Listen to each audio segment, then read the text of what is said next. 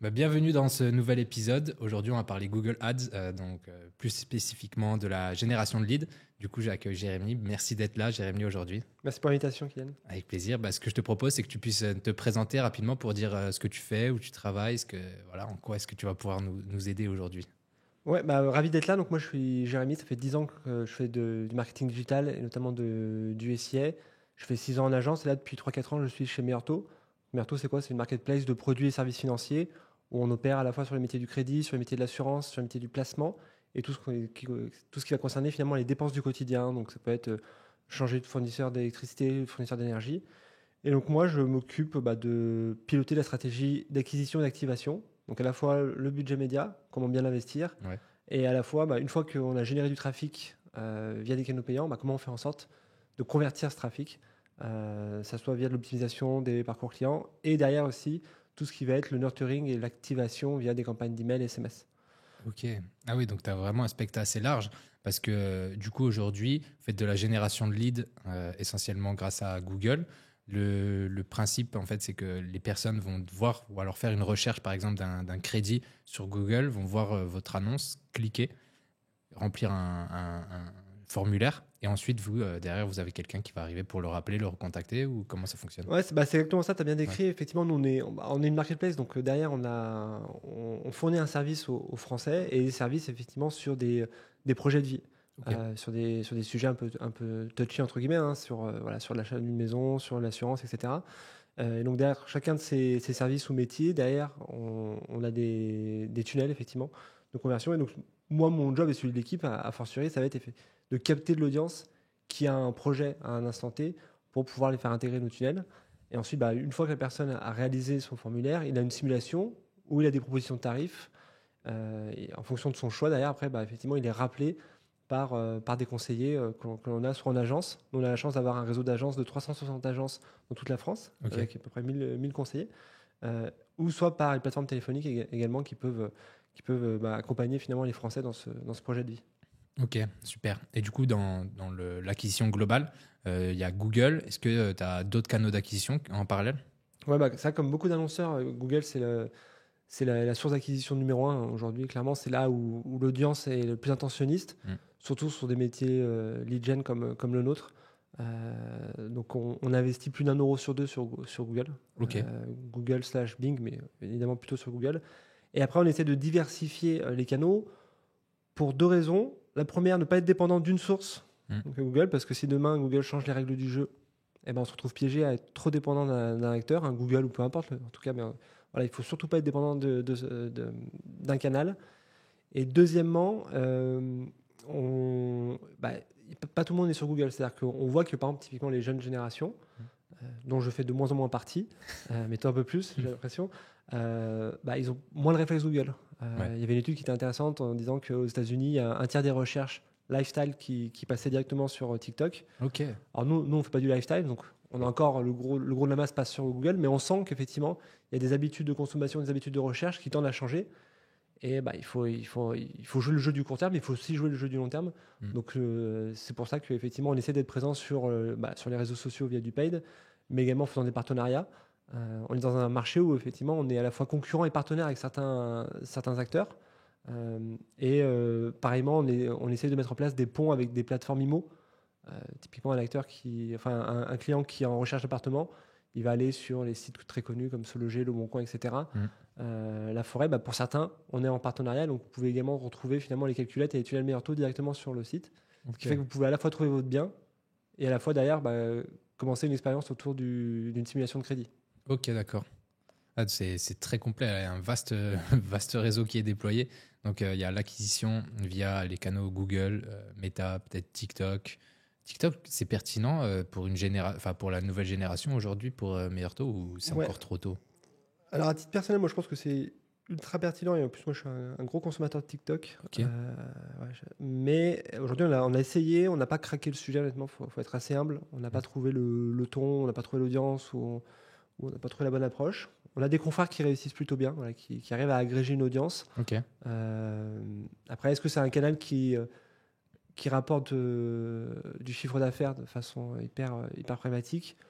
Honnêtement, j'en sais pas trop, quoi. C'est-à-dire que je pense que si tu es un retailer, oui, parce qu'aujourd'hui, tu as des TikTok met en place effectivement des dispositifs marketing, publicitaires, met en place également un certain nombre d'assets où tu as des boutons directement pour aller acheter en boutique. Sur le service, c'est un peu moins développé. Donc, je pense que voilà, TikTok, c'est honnêtement, pour une marque comme Meilleur c'est un canal qu'on regarde de plus en plus et sur lequel on va sûrement investir du temps, en tout cas, et de la création. Mais après, est-ce que c'est un canal qui ramène de l'argent à court terme? Pour nous, aujourd'hui, non. Puis en plus, comme tu me le disais tout à l'heure, quand on fait du service et de la génération de leads, l'impact est difficile à mesurer instantanément. Tu vois, quand tu fais de la génération de leads, tu génères, comme son nom l'indique, un lead. Et du coup, après, il faut le convertir. Et lorsqu'on est sur des décisions un petit peu plus techniques, comme les crédits, etc., ça prend du temps. Aujourd'hui, toi, comment est-ce que tu arrives à calculer un petit peu la rentabilité d'un lead? Ouais, c'est tout l'enjeu et la beauté, je trouve, de travailler en lead gen. Moi, j'ai fait quasiment toute ma carrière en lead gen, donc Okay. c'est des problématiques, effectivement, je commence à bien connaître. Effectivement, quand tu fais un achat de crédit immobilier, tu en fais souvent un dans une vie, Ouais. 2 pour les plus chanceux. Mais donc, c'est un achat qui est pas à prendre à la légère.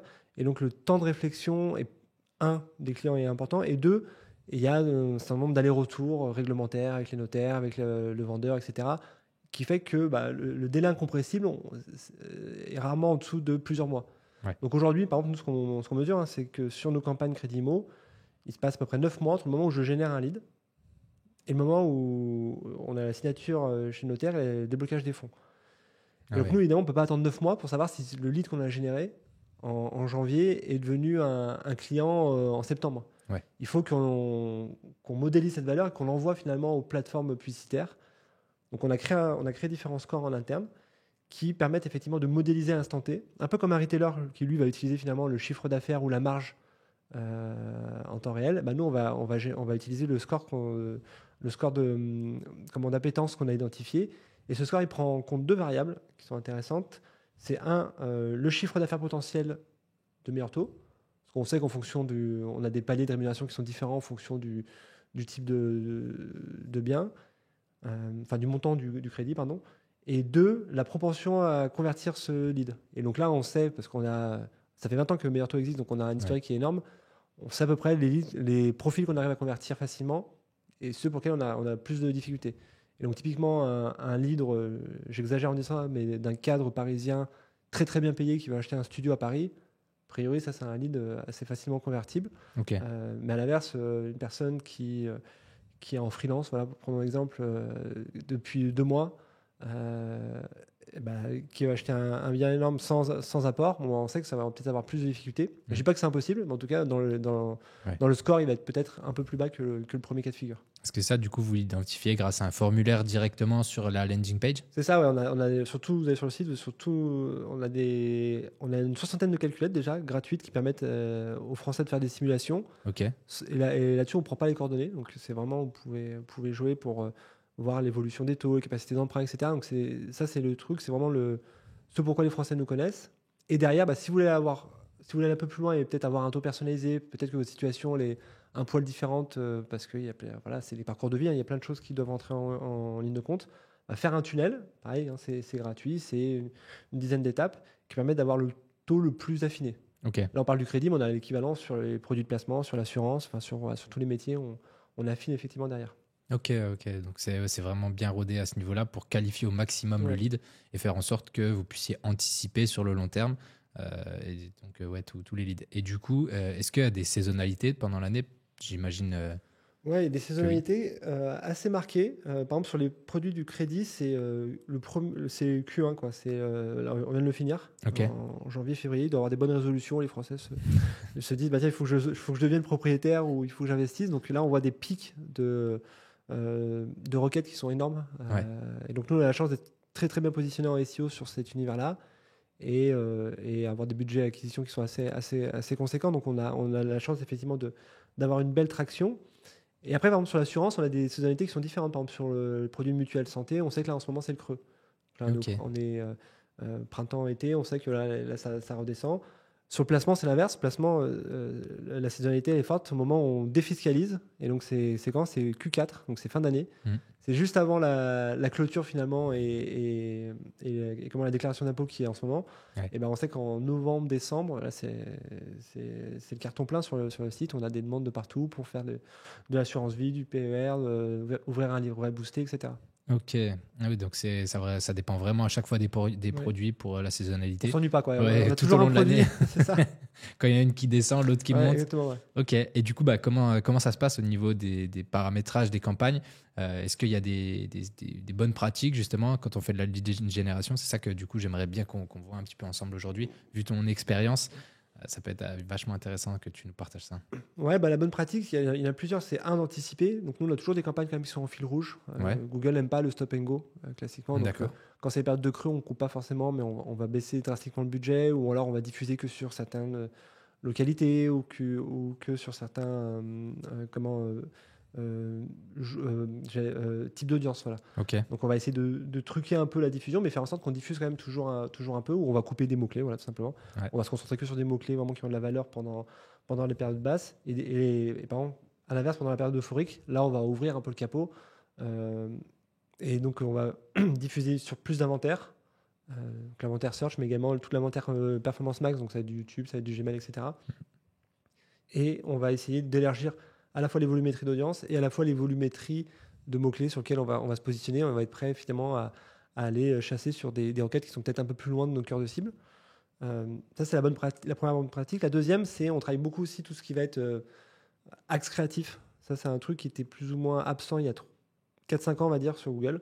Moi, quand j'ai commencé le métier, je travaillais que sur des fichiers Excel, bêtes et méchants, avec des chiffres et des lettres, quoi, grosso modo. Ouais. On faisait des recherches, on identifiait finalement des spectres sémantiques, et avec une petite matrice mots-clés, et puis on associait des enchères, voilà. Aujourd'hui, c'est plus du tout ça le métier. Aujourd'hui, et de plus en plus, et notamment avec les annonces là, de cette semaine là, de Google sur leur grand événement Google Marketing Live, on voit qu'il faut accélérer fortement sur la créa. C'était déjà le cas l'année dernière, mais là, ils accentuent encore plus. Et donc, de plus en plus, finalement, si on veut réussir en lead gen, il faut faire ce qui fonctionne en social ou ce qui fonctionne chez les e-commerçants. Ok. C'est-à-dire bien travailler ses créas, bien travailler ses landing pages et bien travailler son tracking. Ce qui n'était pas le cas il y a 3-4 ans. Donc, c'est vraiment là-dessus sur lequel on travaille, nous. Ouais. Et puis, tu as soulevé plusieurs points importants. Donc, les créas qui sont devenus, enfin, qui vont devenir, déjà qui le sont, mais qui vont devenir de plus en plus importantes. Donc, typiquement, ça peut être, ça ne peut ne pas m'étonner de voir des créas qui fonctionnent sur Meta, qui vont être diffusés de la même manière sur Google. Tu as mentionné aussi le tracking. Le tracking, surtout en Europe, avec tout ce qui est RGPD, c'est devenu un enfer. Et du coup, il y a plein de choses qui sont mises en place, notamment en plus la dernière mise à jour avec le Google Consent Mode. Je pense que tu as peut-être des choses à nous dire aussi là-dessus. Donc, on va prendre un petit peu point par point déjà. En termes d'audience, dans la première phase, enfin juste avant, tu as parlé des audiences. Effectivement, maintenant, avec Google, on n'est plus obligé de se cibler seulement les mots-clés. On peut aussi cibler des audiences. Comment est-ce qu'on fait, tu vois, aujourd'hui en génération de leads? Est-ce qu'on cible des audiences par rapport à des sites internet concurrents, par rapport à des groupes de mots-clés? Comment on fait? Ouais, bah c'est une bonne question. Effectivement, cibler un mot-clé, ça ne veut plus rien dire aujourd'hui. C'est-à-dire qu'un mot-clé fait sens qu'en fonction d'un contexte et d'une audience. Donc, aujourd'hui, nous, on va acheter les mots-clés que par rapport au profil dont on sait qu'on a des chances de convertir. Donc, si une personne ce que je disais, une personne dans la Creuse qui a 18 ans qui tape crédit immobilier et qui est étudiant, a priori, moi, ça m'intéresse peu, alors que la requête, c'est crédit immobilier. Par contre, la même requête par un cadre je sais pas, à Rennes, etc., là, ça va peut-être plus m'intéresser. Ouais. Donc, effectivement, il faut toujours associer. Alors, en SEO, on parle beaucoup de l'intention de recherche. En SIA, je ne suis pas certain qu'on ait encore l'équivalent. Mais en tout cas, voilà, nous, ce qu'on essaie de faire, c'est d'acheter les mots-clés qui sont pertinents en fonction des audiences que l'on traque. Et donc, comment on fait ça? Il y a plusieurs choses. Dans les campagnes classiques, on va intégrer effectivement des audiences en observation pour dire à Google, bah, voici un peu le profil qui nous intéresse. Et surtout, ce qu'on va faire, c'est nous, on utilise beaucoup Performance Max, donc c'est des nouveaux types de campagnes là, qui ont été lancées il y a 2-3 ans maintenant, sur lesquelles on commence à avoir un bon track record. Hein. C'est quasiment 1 euro sur 2 qui est investi chez Myrto Google sur Performance Max. Okay. Et donc, ces campagnes-là, c'est des campagnes où, par définition, on ne définit pas en amont les mots-clés sur lesquels on va se positionner. C'est l'algorithme qui comprend lui-même, en crawlant les pages, etc., en disant meilleur taux, bah, voici les types de mots-clés qui l'intéressent. Mais nous, à l'inverse, on va intégrer des signaux d'audience, comme tous les annonceurs, dans ces campagnes. Et donc, on passe beaucoup de temps, justement, pour affiner, travailler ces signaux d'audience. On se rend compte que, par exemple, sur Meta, la reco qui est un peu le vent en poupe, c'est de dire il ne faut pas avoir une approche très granulaire au niveau des audiences parce que l'algorithme est tellement bon qu'il va identifier lui-même quels sont vos profils d'acheteurs ou de clients potentiels. Ouais. Et bien, sur Performance Max, c'est exactement l'inverse, en tout cas de mon retour d'expérience. Plus on est granulaire dans les audiences qu'on lui fournit, et meilleure sera la prise de décision de l'algorithme. Donc à date, nous, on a des campagnes Performance Max très granulaires, où par exemple sur le crédit IMO, on va créer différents groupes d'éléments, primo-acquéreur ou pas primo-acquéreur, par âge, par typologie de revenus, etc. Et donc derrière, on va faire ce que tu as dit, c'est-à-dire qu'on va évidemment avoir des audiences concurrentes où on va recibler des personnes qui sont allées chez nos confrères ou sur des sites IMO, par exemple. Mais on va également essayer de travailler toute notre data. Aujourd'hui, on a la chance d'avoir 80 millions de visiteurs par an sur les sites du groupe. Ah oui. Donc ça, c'est une data qui est assez exceptionnelle. Et que, évidemment, on saucissonne et on envoie à Performance Max pour pouvoir envoyer les bons signaux. Ok. Et du coup, les campagnes Performance Max, vous en avez fait plusieurs, une pour chaque objectif, c'est ça? Entre une et deux par métier. Ok. Donc un métier, c'est quoi? C'est Crédimo, c'est un métier. L'assurance de presse, c'est un autre métier. Donc aujourd'hui, sur le compte, on doit en avoir une vingtaine, grosso modo. Ok. Et elles tournent toutes. Et aujourd'hui, elles ont toutes effectivement des très bons scores. Alors souvent, on dit Performance Max va essayer de travailler le haut du funnel et va travailler finalement les requêtes qui sont peut-être un peu moins tensionnistes ou sur les profils qui sont peut-être un peu moins premium. On se rend compte que quand on envoie les bonnes données à l'algorithme, que ce soit en audience, en créa et en tracking, il prend les bonnes décisions, bizarrement. Ouais. Donc nous, on constate a priori exactement l'inverse. En tout cas, il n'y a pas de delta, et pas ce delta. C'est-à-dire qu'à date, on a d'aussi bonnes performances avec Performance Max qu'avec les campagnes search. Ouais, parce que il y en a beaucoup qui disent ça parce que déjà là ça a tendance à s'améliorer, mais avant c'était un petit peu une boîte noire Performance Max où on laissait les faire et on savait pas trop quels mots-clés revenaient, est-ce que ça faisait plutôt que du brand ou pas. Maintenant on le voit un petit peu plus, il y a à peine plus de détails et surtout ce qui est important, enfin moi c'est ce que je fais quand je travaille, c'est qu'on fait une exclusion de la brand dans la PMax et on a vraiment une campagne dédiée à ça pour éviter que la Performance Max se concentre absolument sur le mot-clé de l'entreprise, quoi. Vous laissez, vous, la brand dans les PMax ou non? Non, ça dépend. Alors, c'est souvent quand une PMax s'épuise, on remet la brand sur 2-3 semaines pour pouvoir l'alimenter avec un peu de flux. Et puis quand elle repart, après, on l'exclut. Donc, on a plutôt tendance à l'exclure. Ça, c'est la règle. Et puis, des fois, on truque un peu le jeu pour lui donner un peu de vitalité.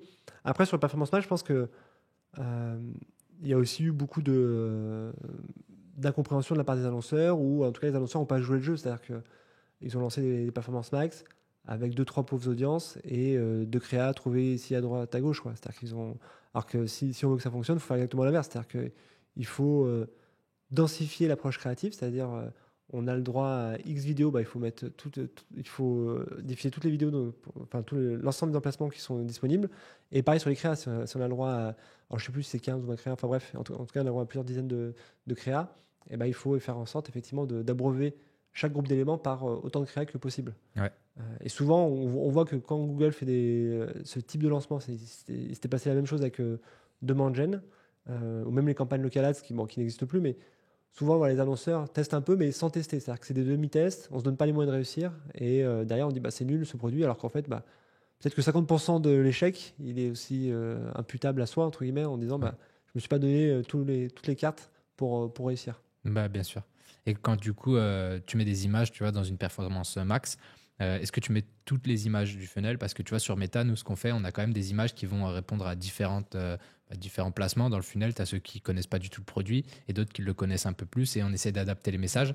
Est-ce que quand on met, par exemple, 10 images avec toutes les étapes, Google va être assez malin et performant pour pouvoir identifier à qui envoyer quelle image, ou est-ce qu'on met plutôt que de l'audience froide là-dedans? C'est une bonne question, c'est un bon test à faire, ça on l'a pas fait pour être assez transparent. Nous, ce qu'on fait, c'est que plutôt on va itérer 4-5 types de messages différents qu'on va tester avec des approches différentes, avec texte sans texte, mise en avant d'un pricing ou non, d'une économie ou non, mise en avant des taux ou non. Et après, on laisse tourner. Parce que, comme tu le sais, on peut pas ensuite définir les inventaires de diffusion. C'est-à-dire qu'après, c'est l'algorithme lui-même qui, effectivement, fait sa petite tambouille. Donc, on n'est pas allé jusqu'à ce que... Enfin, on n'a pas testé ce que tu proposes.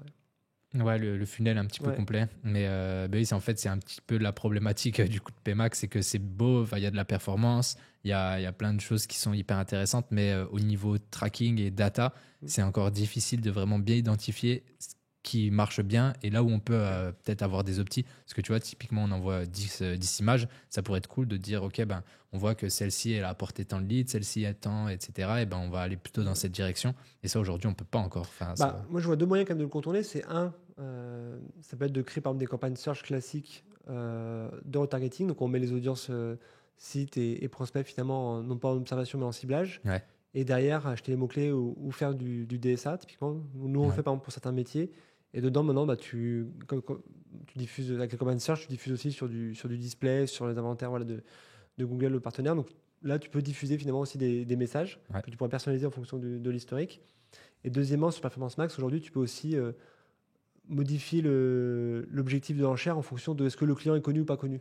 Hmm. Donc c'est déjà un premier niveau de réponse. Tu peux dire, bah, tu pourrais très bien avoir une Performance Max pour les clients non connus, avec des créas uniquement à destination de ces clients-là, Ouais. et enfin donc de ces prospects. Et après, bah, dupliquer la même Performance Max avec d'autres créas pour les clients qui sont déjà venus ou qui sont connus. Et donc tu pourras commencer à avoir cette approche. Ouais, c'est vrai. Ça peut être hyper intéressant de tester un petit peu ces deux approches en mode une vraiment prospection et une autre qui va être plus en retargeting, Ouais, quoi. exactement, ouais. Ouais, super. Et donc, ça part aussi sur la prochaine. On a parlé des audiences. Aujourd'hui, on peut cibler par centre d'intérêt. Il y avait, enfin, avant, on ne pouvait pas faire ça. Tu vois, c'était des mots-clés. Maintenant, c'est vraiment, tu as une liste avec différentes catégories. Tu as la possibilité d'ajouter des sites web concurrents. Vraiment, la création d'audience, maintenant, ça fait partie de la stratégie. Il faut vraiment s'impliquer là-dessus. Est-ce que tu as des conseils justement pour créer une bonne audience sur Google en PMax? Enfin, même Ouais. en Bah, PMax. une bonne audience, ça reste une audience qui soit activable et compréhensible. Ouais. Souvent, quand j'étais en agence, des fois, on auditait des comptes où, je ne sais pas pourquoi les agences avaient pour habitude de mettre toutes les audiences en observation. Donc, on se retrouvait avec des campagnes, on avait 900 audiences en observation Wow. et des audiences qui avaient aucun rapport de près ou de loin avec le sujet. Mais c'était une pratique, je ne sais pas pourquoi. Donc, moi, j'ai tendance à plutôt avoir des campagnes où j'essaie de ne pas dépasser les 20 ou 30 audiences. Un, pour que ça fasse sens. Deux, pour que ça puisse permettre la prise de décision. Analyser 900 audiences, honnêtement, c'est un bazar pas possible. Alors que sur 20, 30 audiences, on peut commencer à, un, comprendre, et deux, bah, dire, bah, tiens, ça, ces 2, 3 audiences, ça fonctionne bien, bah, je pourrais les booster ou je pourrais les activer différemment.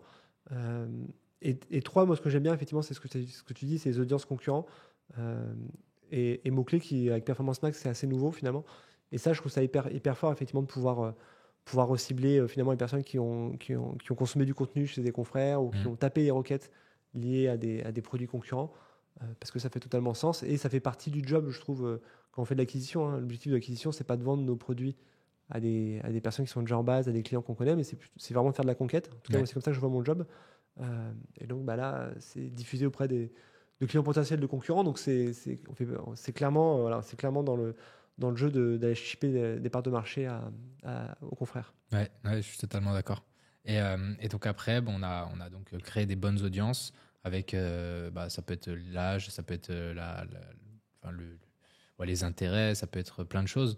Vraiment, c'est très vaste en fait, créer une audience.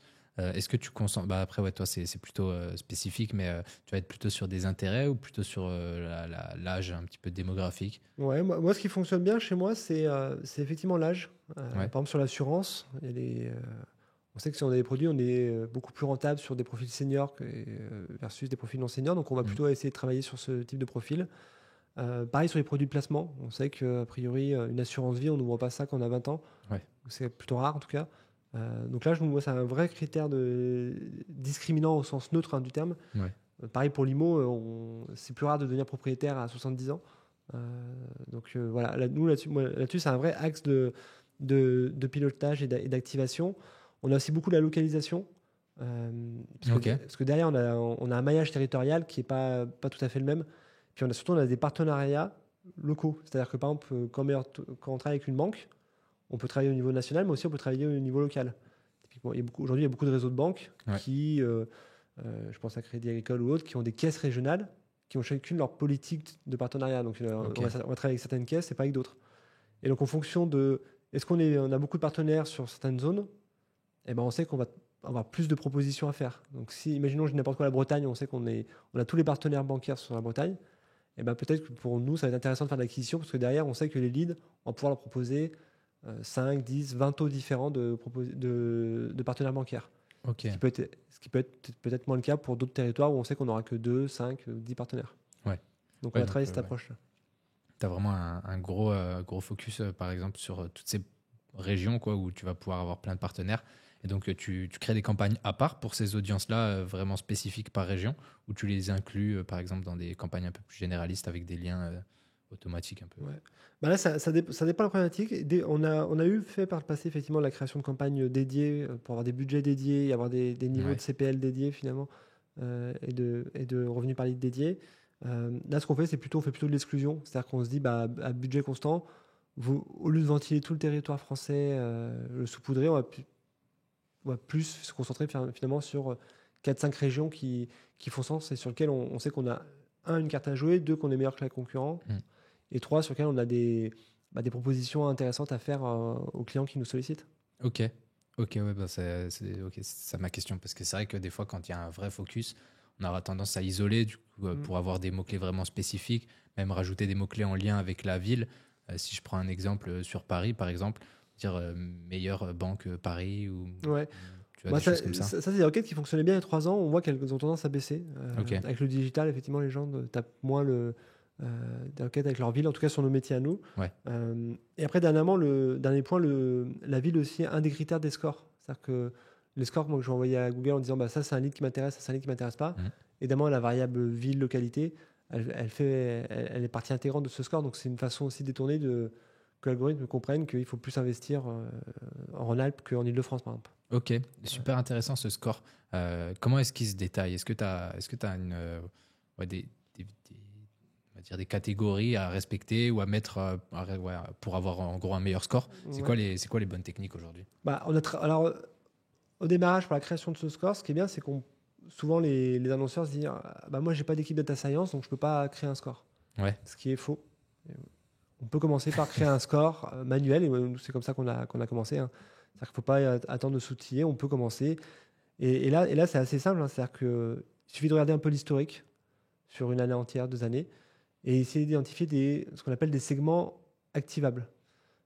C'est quoi les segments activables? C'est des segments sur lesquels on peut orienter l'algorithme sur les plateformes publicitaires. Donc le device, c'est évidemment un segment activable. La localité, l'âge, le sexe. Est-ce que je le connais, est-ce que je ne le connais pas? Voilà, c'est ces différentes audiences qu'on peut décider de booster ou non booster sur Google. Donc nous, voilà, moi j'ai commencé comme ça, en regardant un peu dans l'historique, avec ces 4-5 variables, voir quelles étaient les variables qui influençaient massivement sur le revenu et sur le taux de transfo. Et donc on se rend compte avec Meilleur que par exemple un lead, donc un formulaire qui a été réalisé sur un desktop, sur un ordinateur, on a massivement plus de chances de le transformer, d'en faire un client, qu'un même lead qui a été réalisé sur mobile. Pourtant, derrière, c'est 2 fiches clients, c'est potentiellement peut-être les mêmes informations renseignées. Et donc, ça on ne peut pas le deviner, à moins de regarder dans les chiffres. Ouais. Et alors pourquoi on a ce delta? Honnêtement, je pense que c'est plus de la psychologie humaine. C'est-à-dire que je pense que la personne, quand elle a un peu décidé, que son projet est un peu concret, elle va se poser peut-être le soir avec son conjoint et sur l'ordinateur faire la simulation. Alors que sur mobile, souvent, c'est des trucs qu'on fait peut-être... c'est peut-être le projet, il est peut-être moins mature encore et on le fait plus de façon à la va-vite. Ouais, et donc, juste pour finir, une fois qu'on a identifié ça, et ben après on peut créer soit des ajustements d'enchères, soit nous ce qu'on fait par moment, c'est on split les campagnes. C'est-à-dire que moi j'ai la même campagne pour laquelle je diffuse en desktop et pour laquelle je diffuse en mobile. Donc j'ai 2 campagnes comme ça miroir. Ça permet d'avoir des ROAS ou des CPL cibles différents et des niveaux d'enchères différents. Ok, c'est super intéressant ça. C'est vrai que pour le métier en tout cas que tu représentes avec Meilleur Taux, c'est vrai que les personnes, je pense, sont plus impliquées lorsqu'elles sont sur un ordi que lorsqu'elles sont peut-être dans les transports en train de regarder rapidement les taux. Puis après, c'est quand même des gros projets de vie, donc c'est super cohérent de pouvoir tester ces deux variables-là. Et ensuite, du coup, ça fait écho avec une deuxième, même la troisième option qui est intéressante, c'est au niveau du tracking. Tu vois, comment est-ce qu'on identifie, on garde les données, etc. Aujourd'hui, avec le Google Consent Mode, déjà le V1 a été un petit peu compliqué. Là, le V2 a fait aussi un petit peu de de chahut au milieu des annonceurs. Comment est-ce que tu l'as anticipé, toi, et qu'est-ce que tu recommanderais en bonne pratique pour que le tracking soit le plus optimisé possible? Ouais, le tracking, c'est un enjeu énorme. C'est-à-dire que c'est une question technique, mais qui répond à un besoin métier. Donc là, moi, je recommande plusieurs choses. C'est un, de faire en sorte de s'emparer de ce sujet et faire en sorte que ça soit que le consultant SIA qui gère ça soit aussi compétent sur la partie tracking, ce qui n'est pas toujours le cas. Souvent, parfois dans les organisations ou même en agence, on a des fois consultants SIA qui font vraiment que du media buying et puis on a peut-être une équipe tracking qui est un peu à part. Moi, je trouve que ça a de la valeur de pouvoir maîtriser les deux. Donc ça, c'est le premier point. Le deuxième point, c'est mettre en place la recommandation de Google ipso facto, enfin en tout cas immédiatement. C'est-à-dire le consent mode, V2, pas attendre le dernier jour pour commencer à s'intéresser au sujet et anticiper. Là, pour le coup, Google a plutôt, moi qui suis assez, pas critique, mais voilà, j'essaie d'avoir un regard juste sur Google. Là, j'ai trouvé qu'ils avaient bien fait leur rôle de conseil, c'est-à-dire qu'on a été prévenu 3-4 mois à l'avance, il y a eu des sessions d'accompagnement, il y a eu des experts qui ont été mis à disposition. Donc honnêtement, je trouve qu'ils ont vraiment bien fait leur job. Et donc, c'est mettre en place effectivement ces rustines, parce que finalement,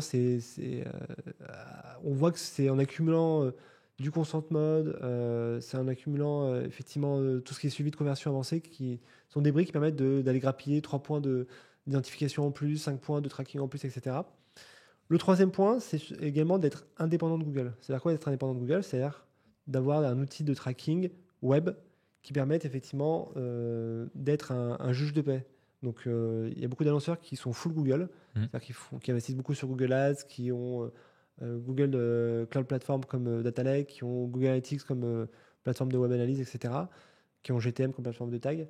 Nous, on investit beaucoup sur Google Ads, mais on essaie de ne pas être full Google. Donc, par exemple, sur la partie web analyse, on est plutôt avec Piano Analytics, qui est une solution historiquement française qui a été rachetée et qui a l'avantage d'avoir ce qu'on appelle l'exemption CNIL. Ce qui fait que lorsque la personne ne donne pas son consentement, cookie, ils mettent à disposition un mode limité, entre guillemets, qui permet quand même de traquer certains événements sur le site, notamment le trafic, etc. Donc, qui fait en sorte qu'on ne soit pas aveugle finalement et qu'on puisse avoir quand même une idée de l'ensemble du trafic et de ce que va faire ensuite ce trafic. Donc ça, c'est un vrai avantage. Et quatrième point, c'est que nous, aujourd'hui, on ne pilote pas les performances dans Google Ads parce que Google Ads, aujourd'hui, c'est un tracking qui reste quand même imparfait. Tu as parlé de l'RGPD, on peut parler de DMA, on peut parler effectivement de la fin des cookies tierces, on peut parler de toutes les personnes qui ont un adblocker qui fait que tu aveugles ces personnes-là, on peut parler de toutes les personnes qui passent sur Safari, Mozilla, sur lesquelles tu aveugles. Enfin, ça fait beaucoup de choses qui fait que, in fine, en fait, tu prends des décisions sur moins de 50% des données que tu collectes. Et donc, nous, on essaie effectivement de déporter ce tracking sur notre outil de CRM. Donc, aujourd'hui, on a 100% des leads qui alimentent notre outil de CRM qui est Salesforce et qui sont bien tagués. C'est-à-dire qu'on a la source, on a la campagne. Et donc, je sais dire précisément ma campagne Performance Max 1, elle a généré X leads, ma campagne Search 2, elle a généré X leads, etc. Puis derrière, ces leads sont devenus des clients ou non. Donc, aujourd'hui, on a déporté toute la partie tracking sur le CRM. Et après, on le réalimente, on a reconnecté Salesforce et Google Ads, donc on renvoie ces données dans Google Ads. Donc comme ça, tu es sûr d'avoir des données quasi exactes. Du coup, c'est grâce à des UTM que tu as mis en place sur Google. C'est pas vraiment des UTM, c'est des paramètres d'URL, mais c'est l'équivalent d'UTM, mais qui s'affranchissent du cookie finalement, et qui sont en first party, enfin, pas qui s'affranchissent du cookie, mais qui sont en first party, pardon. Et le gros avantage de faire ça, c'est que ça permet aussi d'aligner les applications. C'est-à-dire quoi? C'est-à-dire que lorsqu'on parle des performances, peu importe à qui j'en parle, d'ailleurs avec le métier, avec la direction ou quoi, on a tous les mêmes chiffres parce qu'on a tous le lien dans la même plateforme. Alors que souvent dans l'organisation, moi les chiffres que j'ai dans Google Ads, c'est pas les mêmes chiffres qu'il y a dans le reporting, c'est pas les mêmes chiffres qu'il y a dans le CRM, parce qu'il y a de l'attribution, parce qu'il y a de la déperdition, parce qu'il y a je sais pas quoi. Bon là, on n'a qu'une plateforme qui fait foi, et donc ça évite les discussions. Ah mais moi mes chiffres ils sont bons, les tiens ils sont faux. Et souvent ces discussions, on passe plus de temps à vérifier le thermomètre plutôt qu'à régler le thermostat, savoir s'il doit faire plus chaud ou plus froid. Donc ça permet vraiment de créer un esprit de concorde, entre guillemets. Voilà, on est tous d'accord sur les chiffres et on passe plus de temps à réfléchir à comment améliorer la rentabilité plutôt qu'à valider la véracité de ces chiffres. Trop bien.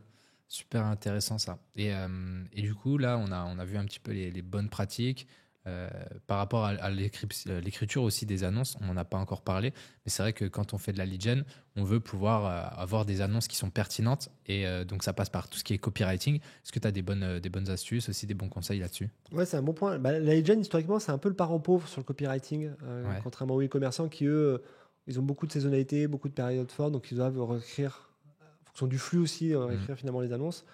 Nous, sur la lead gen, bah, finalement, un crédit IMO, ça reste un crédit IMO, et c'est vrai aujourd'hui, ce sera vrai dans un an.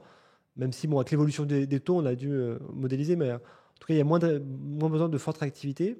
En revanche, ce dont on se rend compte, c'est que le consommateur final, finalement, le prospect, est de plus en plus sensible finalement à la plume, entre guillemets. C'est-à-dire qu'on en a tous marre, à titre personnel, je pense, d'être surexposé aux campagnes publicitaires, et d'autant plus si celles-ci elles sont génériques et finalement elles sont standards, pas drôles, etc. Et on voit qu'à l'inverse, que le fait d'avoir une écriture, d'avoir un copywriting bien pensé, mettre en avant les 2-3 éléments clés, et ben aujourd'hui, ça reste quand même dans les standards hauts du marché. Il y a peu d'acteurs qui le font. Alors, je ne sais pas si on le fait bien. En tout cas, on a l'ambition de bien le faire. Voilà. Ok. Donc, chacun en jugera. Et donc, aujourd'hui, on passe beaucoup de temps sur le copywriting des annonces. Et même, on fait un peu l'inverse de ce que recommande Google. C'est-à-dire qu'aujourd'hui, Google te dit, dans chaque groupe d'annonces, tu dois avoir une annonce RSA, avec, avec tes 4 descriptions, tes 15 titres, etc. Nous, ce qu'on fait, c'est que pour chaque groupe d'annonces, on a 3 annonces RSA. Donc, c'est-à-dire qu'on pousse encore plus de contenu que ce que demande l'algorithme. Et bah, comme ça permet à Google de tester finalement ces 3 annonces avec des axes créatifs, des axes commerciaux différents. Et après, bah, c'est évidemment l'audience qui choisit. En tout cas, on voit les chiffres de CTR qui évoluent différemment. Ouais. Pour ceux qui ne savent pas, tu peux définir le RSA? Le RSA, bah, c'est une méga annonce, grosso modo, dans laquelle on va intégrer une quinzaine de titres, 4 descriptions, puis des images. Ouais. Et puis Google, en fonction de la requête, va piocher dans ces 15 titres, 4 descriptions pour propulser une annonce sur sa page sur la SERP, finalement, sur sa page de moteur de recherche. Et donc, dans les 15 titres, il va en sélectionner 2 ou 3. Et dans les descriptions, il va en sélectionner 2. Et donc, lui, en fait, il va tester plein de combinaisons différentes. Et donc, normalement, cette annonce RSA, c'était lancé comme étant un gain de temps pour les annonceurs de plus comme avant créer 3, 4, 5, 6 annonces différentes. Ouais. On disait, bah, vous mettez tous vos éléments là-dedans, et puis c'est l'algorithme qui choisit pour vous. Bah, nous, on fait ce jeu-là, mais on le fait 3 fois finalement, pour proposer beaucoup plus d'axes créatifs, parce que 15, ça ne nous semblait pas assez. Et donc, voilà, comme ça nous permet de tester. En plus, il y a certaines annonces qu'on peut épingler ou non. C'est-à-dire que Google nous donne la possibilité de dire, bah, sur mes 15 titres, il y en a 2 que je veux à tout prix qu'ils apparaissent en position 1. La recommandation Google, c'est de ne pas le faire. Bon, bah, nous, on teste une annonce RSA sans épingle, mais on teste également une annonce RSA avec épingle pour construire des typologies de titres qui nous paraissent cohérents finalement. Ouais. Et on teste. Typiquement, avoir des titres qui vont parler soit de la preuve sociale, soit du prix, des différents.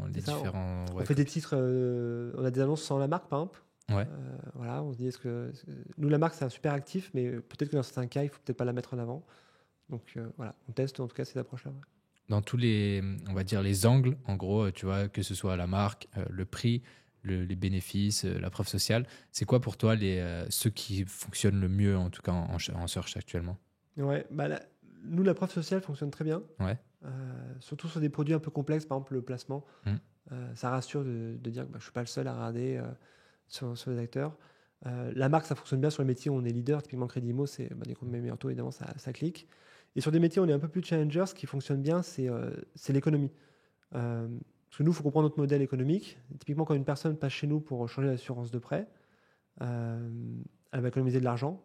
En moyenne, on estime que c'est 32 000 euros d'économie, donc c'est massif. Hein. C'est-à-dire que ça peut être une mensualité qui baisse de plusieurs dizaines, voire centaines d'euros par mois. Et deuxièmement, nous, on n'est pas rémunéré par le... Alors, il y a des frais de dossier, mais c'est quelques dizaines d'euros, c'est rien. On est plutôt rémunéré comme un porteur d'affaires, finalement, par les assureurs. Okay. Donc, le client, en fait, il n'a pas en passant par nous pour renégocier ses assurances, il n'a pas de coût, en fait. C'est-à-dire qu'il fait une économie, et nous, on est rémunéré par, la majorité des cas, par l'assureur final. Donc, donc voilà, dès que tu dis... tu économises 32 000 euros ou on te fait baisser ta mensualité de X dizaines d'euros ou X centaines d'euros, bah ça, c'est les annonces qui cliquent le plus, quoi, naturellement. C'est vrai que ça donne envie. Ça donne beaucoup plus envie. OK. Et là, je pense qu'on a fait pas mal de trucs. Il y a aussi, par exemple, les liens annexes tu vois, donc tout ce qui est lien ajouté, tu vois.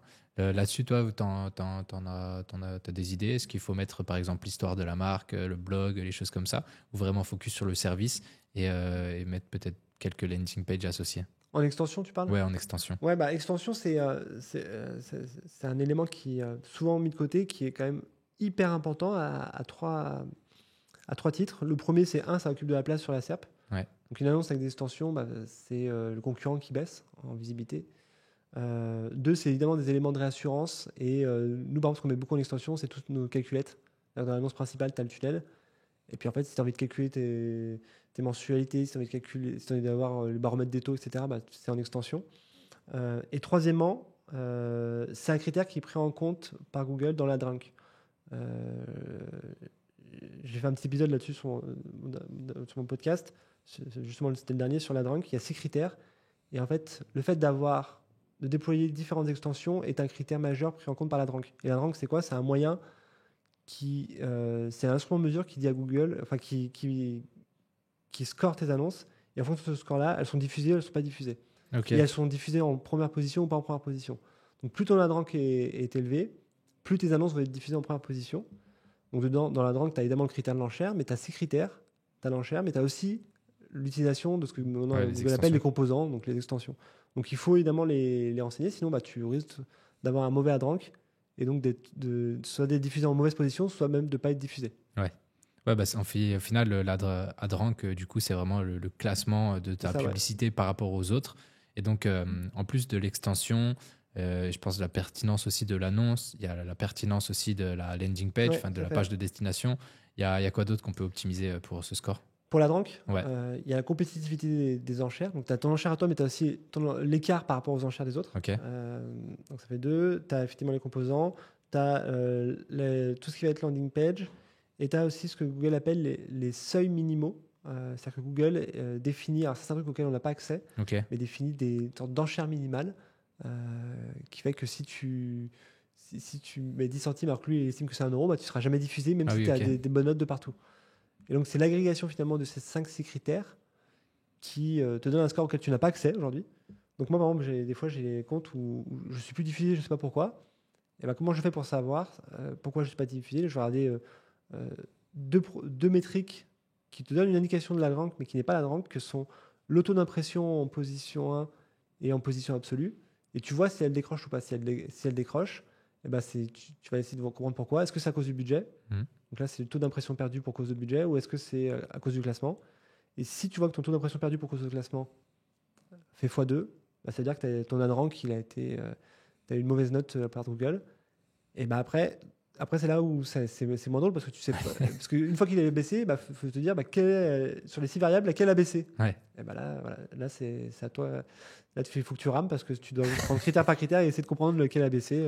Et ça, c'est vraiment pas drôle. Ouais. Et puis, après, il y a quelques indicateurs, tu vois, par rapport à la qualité de l'annonce. Tu as souvent qualité de la page de destination qui est excellente, mauvaise ou bonne. Et ça donne quand même des indices aussi sur. Oui, ça donne des indices. Exactement. Mais moi, j'aimerais qu'il y a de la même façon qu'aujourd'hui, il y a un critère qui s'appelle le Quality Score qui existe, tu peux le regarder dans le compte, qu'on ait un critère AdRank qui soit disponible dans la plateforme, qui te dise, honnêtement, ce serait une aide pour que Google pourra mettre à disposition des annonceurs, qui te disent précisément ce que tu dois améliorer. Oui, de voir où ça flanche, parce qu'après, devoir faire 50 tests pour identifier la variable qui ne va pas, c'est un petit peu relou. Et ça c'est hyper important, du coup, heureusement qu'on en discute. Et par rapport aux erreurs qui sont assez communes, du coup, avec ton expérience, je pense que tu as vu pas mal de choses. Qu'est-ce qui revient le plus souvent pour toi en lead gen en termes d'erreurs? C'est une erreur qui est assez commune, c'est d'appliquer un peu les bonnes pratiques que tu as connues par le passé sans trop te poser de questions. C'est-à-dire que je pense je sais pas si ça s'applique avec lead gen, mais en tout cas, c'est bien d'avoir un esprit critique. Et toujours se remettre en question. Moi, c'est ce que j'essaie d'appliquer, c'est ce qu'on essaie de faire. Il y a des choses qui ont fonctionné il y a 3 ans, 5 ans dans son précédente vie, qui ne fonctionnent plus forcément aujourd'hui. Et à l'inverse, c'est des choses qu'on a testées il y a 2 ans. Nous, on essaie toujours de les retester chaque année. Donc, c'est pas parce qu'un test est infructueux 1 fois, 2 fois, 3 fois que l'année d'après, il ne fonctionne pas. Je pense que le bon exemple, par exemple, c'est le ciblage large. Jusqu'à l'année dernière, nous, ça a toujours échoué, le fait de passer les mots-clés en large. Et là, depuis 1 an, ça fonctionne plutôt bien. Et aujourd'hui, on a 80% finalement du du spectre sémantique qui diffuse sur exact et large. Ok. Mais voilà, il faut quand même continuer à itérer. Ça, je pense que c'est le premier point. Et dans les erreurs courantes, je pense effectivement sur se donner les moyens d'aller au bout du test, d'aller au bout des tests. C'est-à-dire que souvent, moi je milite assez pour que dans les organisations, on sanctuarise des budgets de test. C'est-à-dire que chaque année, on a un budget, voilà, nous c'est plusieurs dizaines de millions d'euros. Ben, on se dit, là-dessus, on sanctuarise 5-10% pour faire des tests. Ok. Des tests sur Google Ads, mais des tests aussi d'activation d'autres leviers. On parlait de TikTok, pourquoi pas dire j'ai une pocket pour tester. Ça permet d'évoluer, ça permet aussi d'arbitrer différemment sur ce budget-là et de ne pas avoir les mêmes KPI de jugement. Parce qu'évidemment, un nouveau levier qu'on va lancer, c'est rare qu'il soit aussi rentable tout de suite que ce qu'on fait depuis 10 ans avec ce background, etc. Et ça permet effectivement de se donner de la latitude, ça permet d'évoluer. Parce que si on ne se donne pas, on ne sacralise pas de budget de test, et ben on se retrouve à faire la même chose que dans 10 ans, dans 20 ans. Et puis au bout de très vite, on voit qu'il va y avoir un désalignement finalement entre ce qu'on fait et puis ce qu'attend l'audience. Donc ça, c'est souvent une erreur qu'on fait. C'est-à-dire qu'on a tendance à couper les tests rapidement, on a tendance à ne pas en faire. Et on a tendance à ne pas se donner les moyens. Je donnais l'exemple de Performance Max, où on balance 2 créas et 2 audiences. Si on dit ça ne marche pas, en fait, c'est pas ça. C'est-à-dire que si on teste des choses, il faut aller au bout. Et en fait, le troisième point, moi, qui me paraît essentiel, c'est lire la documentation. Ça, c'est un truc, honnêtement, les consultants ici, on peu l'habitude. Souvent, on aime bien bidouiller. En plus, la plateforme, elle est de plus en plus user-friendly. Je trouve que pareil, Google, ils sont quand même bien améliorés par rapport à ce que moi j'ai connu il y a 5-6 ans. Et donc, c'est presque de la gamification aujourd'hui, quoi. Honnêtement, elle est sympa, c'est avec les notes de partout. On a des rappels qu'on n'investit pas assez, qu'on est limité par l'enchère. Donc, on a envie de bidouiller. Et en fait, on apprend plein de choses en allant sur la documentation Google. Tu vois, on parlait de la DRANK, comment calculer la DRANK, comment calculer la strength, quels sont les seuils minimaux, etc. Et en fait, c'est des choses, c'est besogneux de se taper la doc, de lire, etc. Mais en fait, c'est des choses qui derrière vont t'aider sur ton pilotage. Et donc ça, je pense que c'est un réflexe à avoir et ça permet d'éviter plein de contresens ou d'erreurs. Moi, typiquement, tu vois, une erreur que j'avais faite il y a 2-3 ans, c'était sur des campagnes au CPA cible et je mettais des boosts au niveau des villes. Et en fait, sur les CPA cibles, les boosts au niveau des villes, dans la plateforme, on peut les mettre. C'est-à-dire que d'un point de vue UX, on les renseigne. Mais en fait, elles ne sont pas prises en compte par l'algorithme. Ce sont des stratégies d'enchère. Alors, l'erreur de Google, Google aurait dû faire en sorte qu'on ne puisse pas les mettre. Bon, la plateforme faisait qu'on en arrivait. Donc moi, j'ai cru que ça fonctionnait. Et en fait, maintenant, en lisant la doc, tu vois que ce n'est pas pris en compte. Donc pendant un mois, tu vois, je faisais des choses qui ne servaient à rien. Donc voilà, je pense que c'est une bonne pratique à avoir. Ouais, bien se renseigner avant de lancer les campagnes, quoi. C'est vrai que lancer des campagnes au hasard, ça marche rarement bien. Et de comprendre au final l'algorithme, de comprendre la plateforme, savoir comment investir, comment paramétrer ses annonces, comment traquer aussi la data. Même au niveau des conversions, il y a des conversions spéciales à mettre, il y en a des principales, des secondaires, des par défaut, etc. En lead gen, du coup, on peut identifier un petit peu le funnel plus en détail puisque c'est des clics. Tu vois, par rapport à l'e-commerce où tu vas aussi avoir l'ajout au panier, l'achat au final, etc. Mais là, tu vas avoir donc la visite, peut-être le temps de passage aussi sur le site qui est intéressant à prendre en compte.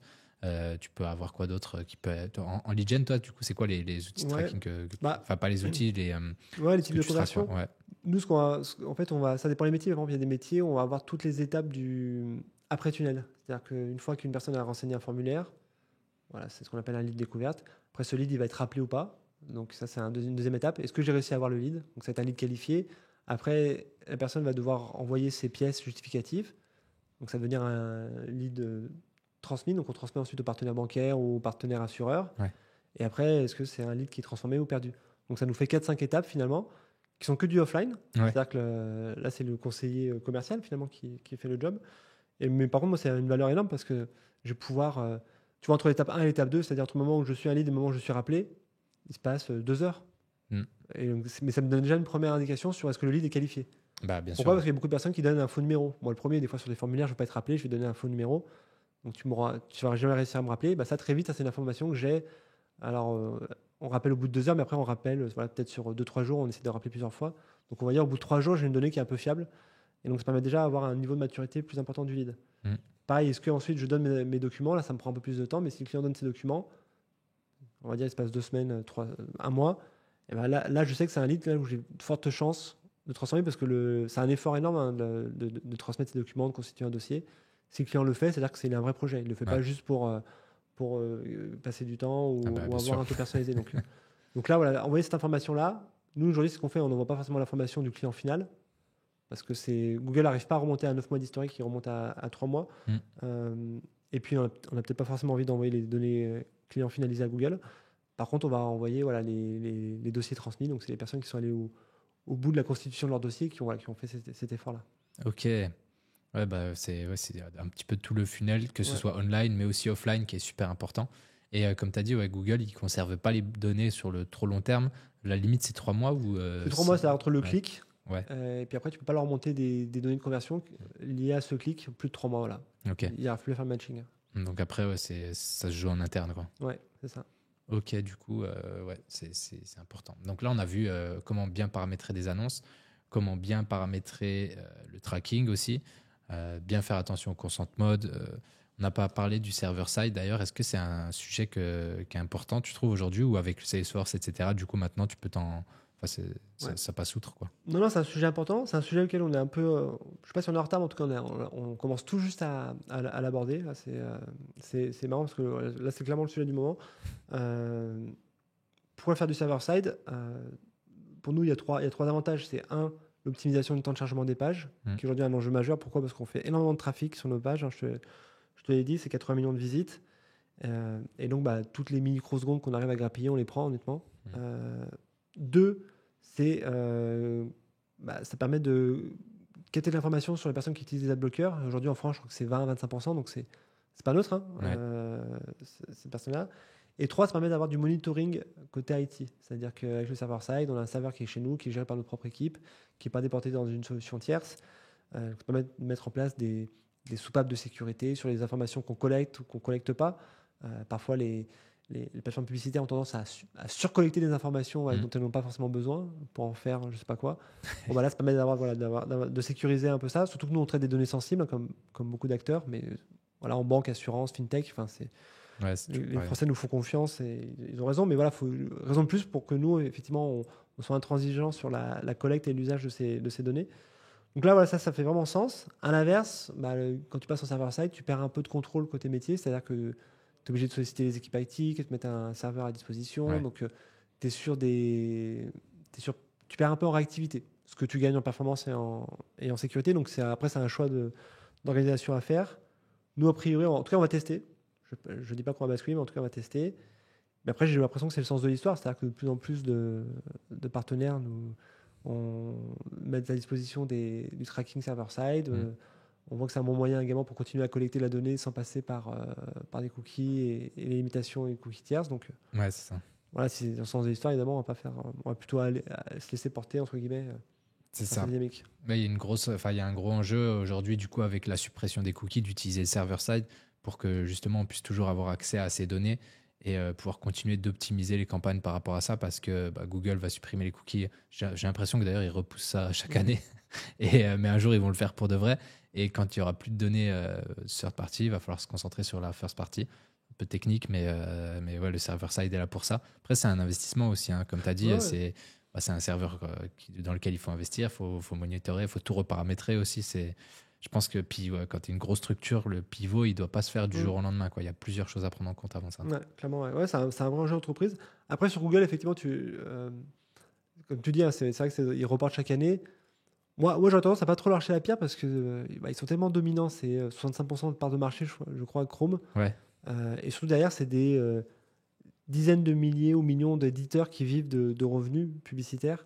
Et donc, là, on voit les résultats des tests. C'est notamment comment la CNIL anglaise qui s'est prononcée. Je crois qu'ils ont remporté une centaine de points qui n'allaient pas dans le test grandeur nature qui a été mis en place. Et moi, je serais Google, évidemment, je l'aurais décalé parce que Ouais. derrière, quand tu es une grosse entreprise, tu peux pas faire n'importe quoi. C'est-à-dire que derrière, tu remets en jeu des modèles économiques, tu remets en jeu des croissances, tu remets en jeu tout un écosystème. Donc, autant pour Mozilla, c'est facile, entre guillemets, de dire on arrête. Et en plus, ça va dans leur ADN. Autant pour un Google et un Chrome, moi, je comprends et honnêtement, je n'ai pas à perdre. Il vaut mieux perdre, en tout cas repousser l'échéance d'un an ou deux, mais que ça soit bien fait, plutôt que de le faire à la va-vite et que, effectivement, que ça soit compliqué et pour les annonceurs et pour les éditeurs. Ouais, c'est clair. Trop bien. Je crois qu'on a fait le tour de la question.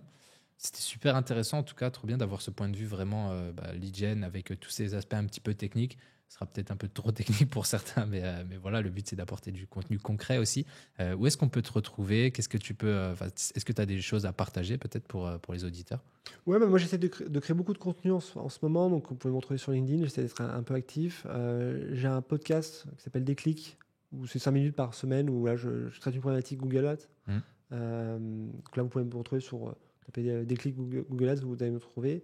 Et puis je publie pas mal de contenu aussi sur des journaux type Journal du Net, Mint ou La Réclame. Voilà. Ok, super. Et du coup, je mettrai ton lien dans la description pour LinkedIn. Pareil pour ton podcast. Et puis voilà, c'est tout, hein. Merci beaucoup d'être venu. Merci Kylian. Et à très bientôt pour tout le monde. À bientôt. Nickel.